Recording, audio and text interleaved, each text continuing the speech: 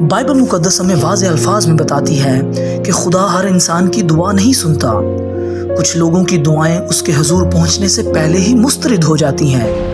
یہ سچائی خوف زدہ کرنے والی ہے، لیکن ساتھ ہی روحانی بیداری کا ذریعہ بھی ہے۔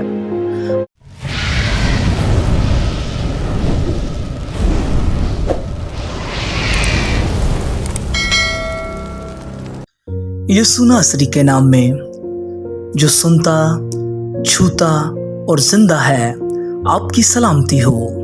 میرا نام ادیب شہزاد ہے اور میں ایک ڈیووشنل تھاٹ کے ساتھ آپ کی خدمت میں حاضر ہوں، جس کا عنوان ہے خدا ہر دعا نہیں سنتا۔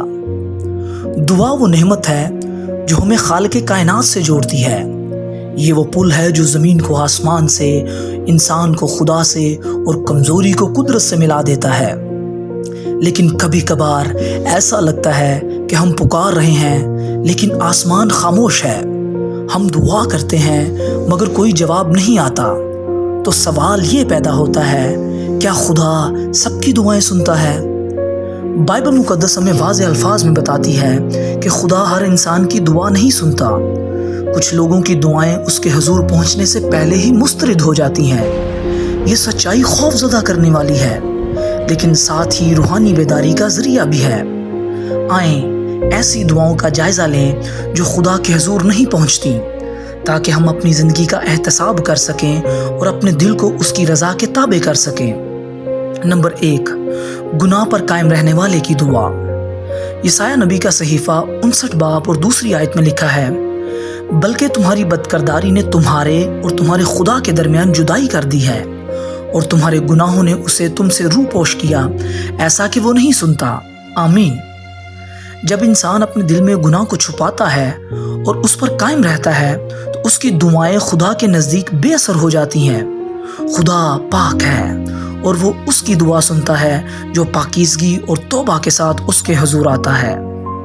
نمبر 2، ریاکار اور دوغلے لوگوں کی دعا۔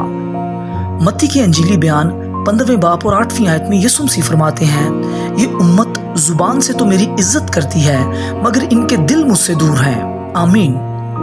خدا صرف الفاظ نہیں سنتا، وہ دل کی سچائی کو دیکھتا ہے۔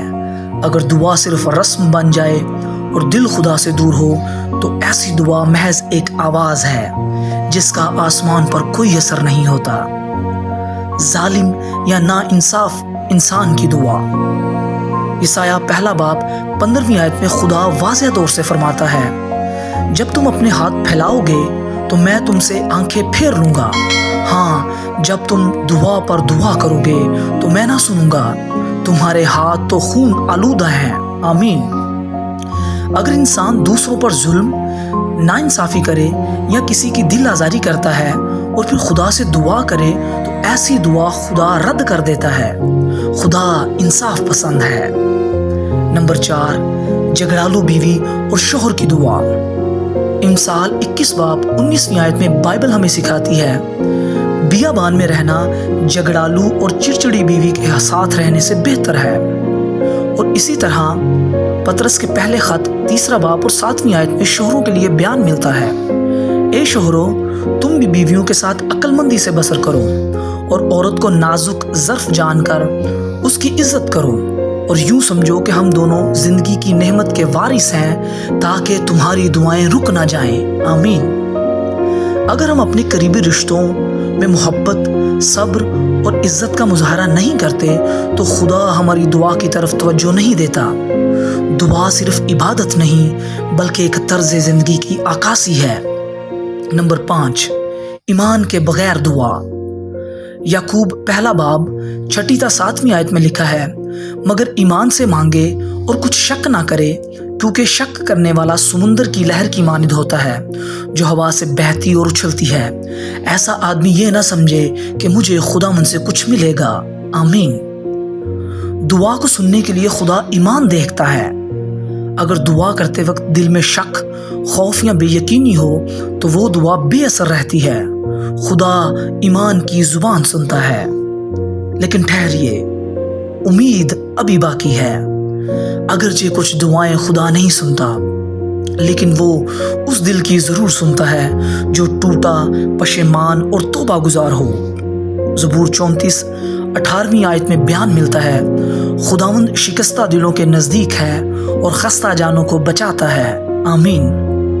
خدا کا دل نرم ہے، اس کے کان اب بھی سننے کو تیار ہیں۔ اگر ہم گناہ سے منہ موڑ کر اس کی طرف رجوع کریں تو وہ نہ صرف سنے گا بلکہ جواب بھی دے گا۔ آمین۔